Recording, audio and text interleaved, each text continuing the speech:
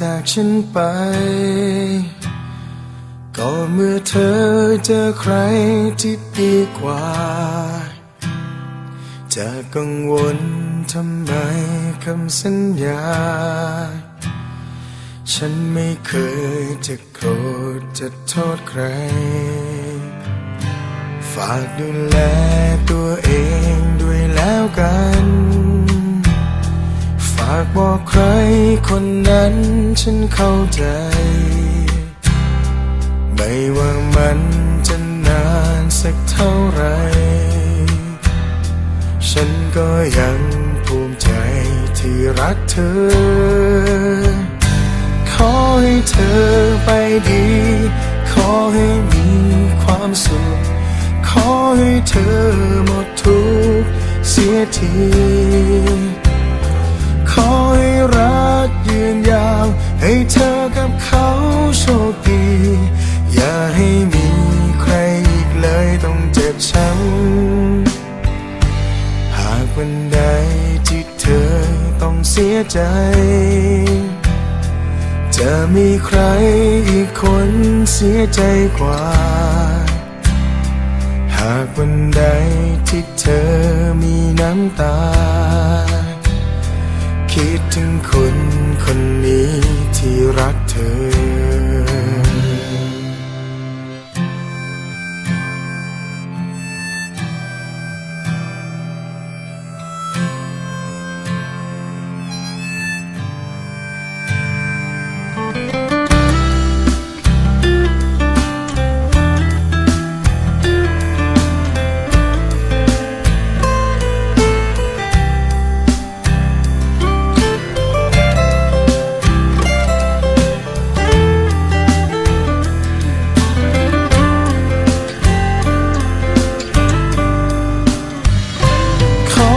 เธอ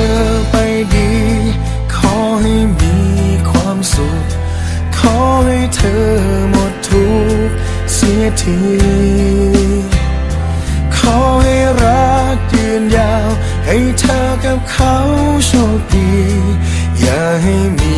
ใครอีกเลยต้องเจ็บช้ำจะไม่ลืมว่าเราเคยรักกันจะไม่จำว่าเธอทิ้งฉันไป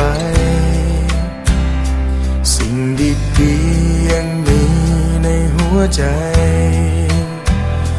ไม่มีใครคนไหนแทนที่เธอขอให้เธอไปดีขอให้มีความสุขขอให้เธอหมดทุกข์เสียทีขอให้รักยืนยาวให้เธอกับเขาโชคดีอย่าให้มีใครอีกเลยต้องเจ็บช้ำฝากดูแลตัวเองด้วยแล้วกัน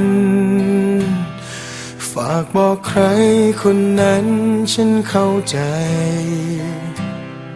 ไม่ว่ามันจะนานสักเท่าไรฉันก็ยังภูมิใจที่รักเธอ